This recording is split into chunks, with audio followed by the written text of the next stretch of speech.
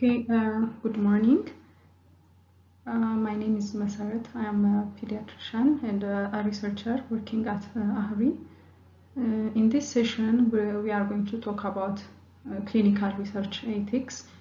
So, the outline of my presentation will be, we'll have a brief introduction. We'll see into the historical accounts of some important ethical breaches. We'll see the ethical requirements of clinical research, responsibilities of researchers and scientific misconduct, and we'll have a summary. So, what is ethics? So, ethics in the context of clinical research is about the norms, values, what's right, what's wrong, or what is good or bad, and what we ought or ought not to do in the context of clinical research. So, these are a set of norms which we need to apply while doing any clinical research. So why do we need research ethics? So the main purpose of a research is to get a generalizable knowledge on a certain topic so as to improve the health of a society. So it's important, it adds value to the society. But in order to do that, we need to involve research participants. So while involving those research participants, it's important to respect their safety, dignity, and autonomy. That's why it's important to have ethical guidelines. So while we are trying to get some generalizable knowledge, we are approaching some few individuals to get involved in certain research, and they are asked to accept some burden or risk in order to benefit others and society. So while doing so, there are risks for potential exploitation or abuse of such human participants. That's why we need research ethics. So coming to some of the remarkable historical ethical breaches in the past, though there are quite a lot of them, there were two remarkable or influential ethical breaches, which has led to development of different research codes and guidelines. The first one is the Nazi experiments, which was done on prisoners of war, and which led to the Nuremberg trial and Nuremberg Code in 1946. The second one is the Tuskegee syphilis study. So the Nazi experiments included different experiments. Their intention was, one, to facilitate survival of their military personnel. As part of that, they did different experiments like high altitude experiments, treatment for hypothermia, and making seawater drinkable. So they did these different experiments on the prisoners without any consent or agreement by the participants. They also did different drug and treatment studies to treat different illnesses such as malaria, TB, and typhoid, which had affected their military. They also did sterilization of Jewish and Roman people. So these were very unethical research experiments done on prisoners. The second remarkable ethical breach was the Tuskegee syphilis study. This syphilis study was done in Tuskegee, Alabama between 1932 and 1972. So the objective of the study was to study the natural history of untreated latent syphilis. They involved more than 400 black men with syphilis, and there were around 200 without syphilis who served as controls. So during this study, there were a lot of ethical issues. One is the participants were not given adequate information, even they were misinformed, that they believed that they were getting free treatment. They were misinformed that the spinal taps were meant for therapy, but that was not the case. And this study just continued. And the participants were not offered treatment when penicillin was discovered in 1943. it was discovered as treatment for syphilis, and people were getting it, but these participants were not allowed to receive penicillin, and they just continued the research. So in 1972, press reports caused the US government to stop the study. So this was also another very important historical account of ethical breach. And as a consequence of such ethical misconducts, different ethical codes and guidelines were developed. To list the main ones, Nuremberg Code. This was developed as a result of the Nuremberg trial of the German physicians who were involved in the Nazi experiments. The other is the Declaration of Helsinki by the World Medical Association. Other guidelines included the Belmont Report, SEOMS, and the US Common Rule. So, though there are different details in these guidelines and codes, they revolve around these three key ethical principles. So the first one, while we are thinking of any clinical research, we have to adhere to these key critical ethical principles. The first one is respect for persons.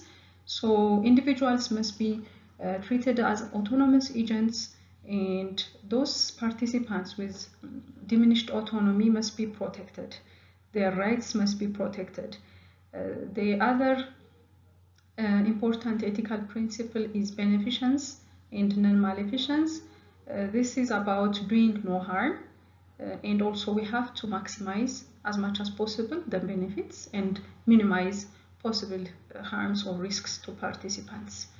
And the other key ethical principle is justice.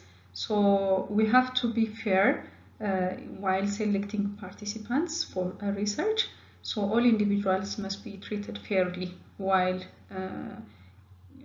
carrying the burden of the research and also benefiting from the research. So coming back to these ethical principles, we apply these ethical principles as we apply a respect for, we show our respect for persons mainly through informed consent. So we have to respect their autonomy by getting a valid informed consent. Beneficence is assured through a critical risk-benefit analysis so that we can maximize the benefit and minimize the risk to the study participants. And justice, while selecting study participants, we have to be fair in the distribution of burden and also benefit from the research. So to see in more detail of the ethical requirements of clinical research, as you know, the main goal of ethical guidelines is to both to protect the study participants and also to preserve the integrity of science. So in order to assure that, there are different ethical requirements of clinical research. There are 7 ethical requirements.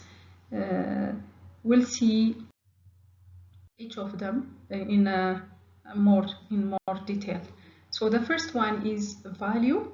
For a clinical research to be ethical, it should have a social or scientific value. It has to have a goal to improve the health and well-being of a society or increase scientific knowledge. So the main reason why we need to have such social, scientific, or clinical value is to avoid exploitation of study participants. We need to protect study participants and avoid their exploitation. And also we have to be responsible while using the limited resources we have. So for such reasons, it's important to have value. The other is scientific validity. Always while doing any clinical research, we have to do it in a methodologically rigorous manner. And in order to have that methodological validity, we need to have a valid research design for the research question we are going to answer, and the research should be conducted carefully and accurately in accordance with the design we have proposed. So even though some people think that science is not related to ethics, but it is, poor science can be equated, or it's said to be equivalent with poor ethics, because if we have poor science, then participants will be exploited and exposed to unnecessary risks, and also we are going to waste the limited resources we have, which we could have used to other important research questions which could help the health of the society. So scientific validity is also very critical in terms of ethical clinical research. The other is fair selection of participants. So while thinking of selecting study participants, it's important to note that the scientific objectives or goals of the study must be the primary basis for the inclusion or the exclusion of participants. We shouldn't include participants just because they are easily accessible, or it's easier to enroll them, or it's easier to get consent from those participants. Our main base should be the scientific goal, and also exclusion should also be reasonable. We have to be reasonable while we are excluding participants. We should have adequate scientific reason to even exclude participants. So the other thing is participants also should be selected in a way that it minimizes the risk and also maximizes the benefit to the individuals and also to the society. So we have to be fair in selecting study participants. Always the burdens of the research and the benefits should be distributed fairly during participant selection. We shouldn't do, we shouldn't ask some participants to bear the burden of the research to benefit other participants who are not taking the burden of the research. The other key ethical requirement is a favorable risk-benefit ratio. Whenever we are thinking of any clinical research, that research is ethically justified only if these conditions are met. The first one is potential risks to individual participants should be minimized, and the benefit should be maximized, and the potential benefit to individuals and society should be at least proportional or should outweigh the risk. So this risk-benefit analysis is in line with the principle, the ethical principle of beneficence and non-maleficence. So ensuring that the benefits outweigh the risk is important to avoid exploitation of the study participants. The other important ethical requirement is independent review. Always when we think of doing any clinical research, we all know that it needs to pass through an independent review by the Research Ethics Committee or the Institutional Review Board. So as we all know, as investigators or researchers, we may have some competing interests which can lead to conflicts. So we may need to complete a study in some limited period of time. Because of that, we may modify the methods to accommodate the time constraint or something like that. Or we may exclude some participants which would take more time to enroll or to get consent or something like that. So because of such different scenarios, it's likely that researchers or investigators will have a conflict of interest. Because of that, it's important to make any study or clinical study to be reviewed by independent reviewers who are not affiliated with the research. So normally we have to have IRB approval before we do any clinical research. So this is one of the requirements. So the other important ethical requirement is the informed consent. So the informed consent has two main objectives. One, it will help us to ensure that individuals will have a control over whether to be enrolled or not enrolled in a particular research, and also it ensures that participants will participate only if the research is in line with their interests, values, or preferences. So in order to assure that, we need to get a valid informed consent, and always we have to make sure that the consent is, informed. The participants should be well informed about the research, about the risks, about the benefits, and all important aspects of the research, which would help them to decide whether to participate or not to participate. The other issue is respect for study participants. Of course, one of the way we show respect for participants is through informed consent, but that's not the only thing we have to do to show our respect. So respect to participants should be given from the time they are approached to participate in the study, throughout their participation, and also after completion of the research. So this respect includes, like, we have to protect the participants' confidentiality and privacy, and also we have to provide opportunity to withdraw at any time during the study without penalty.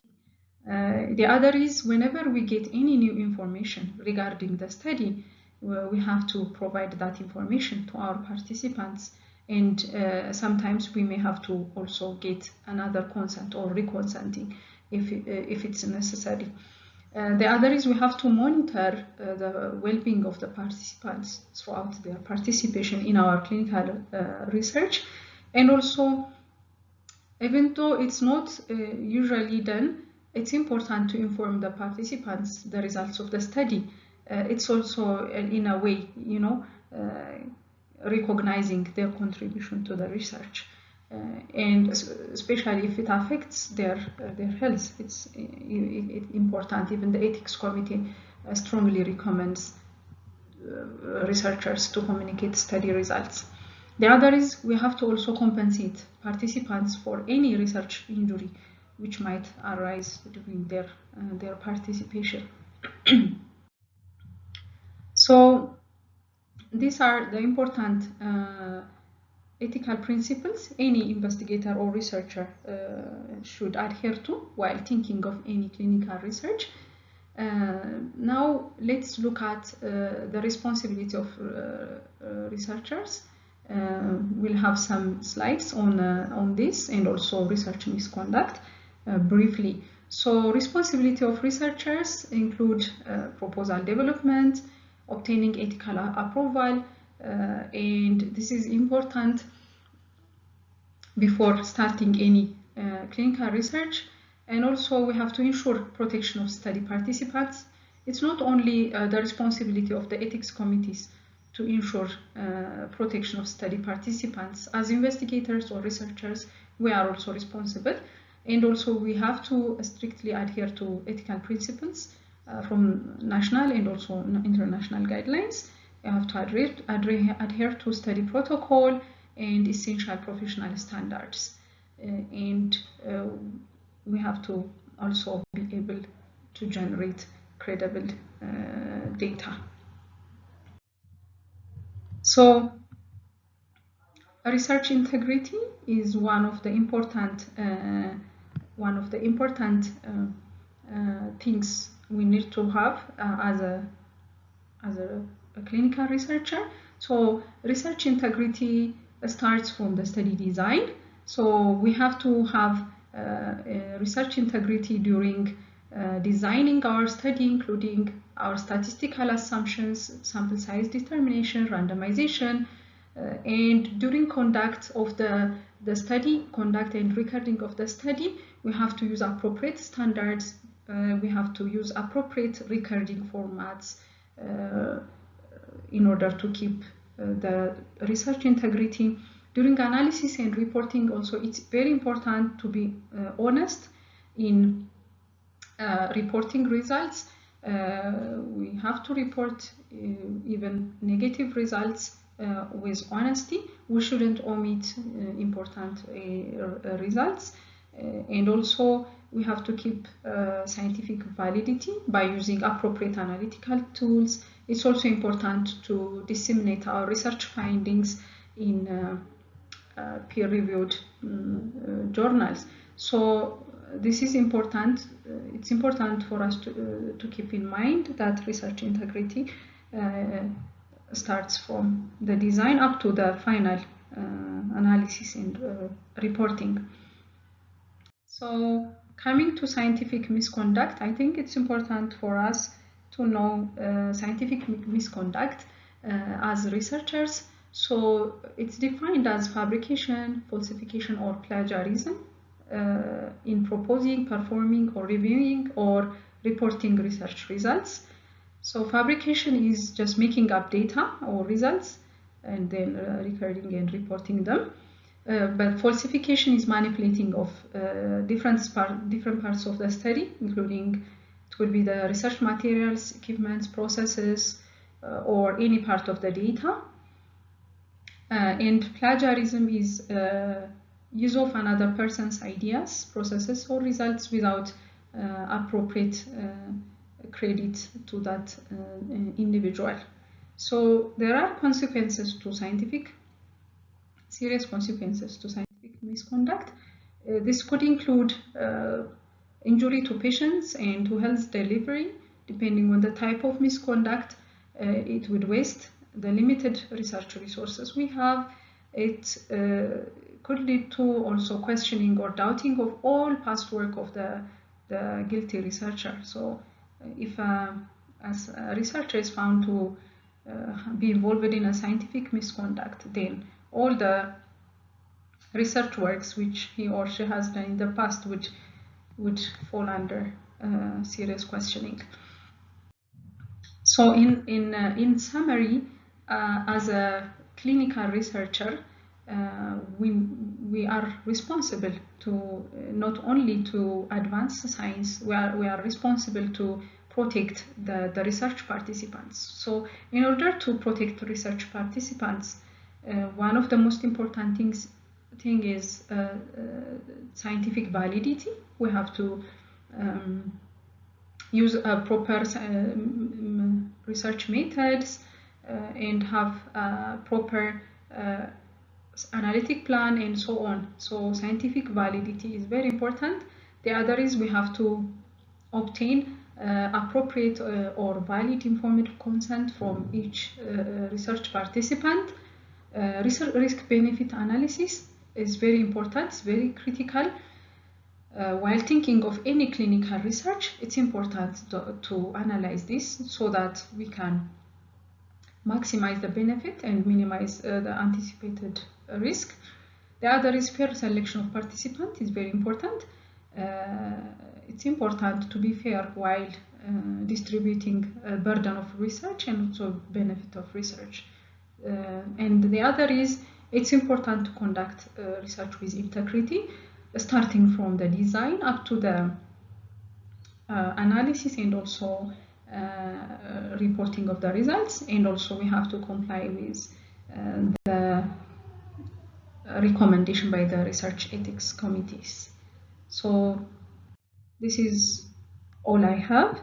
So if you have questions, you're welcome.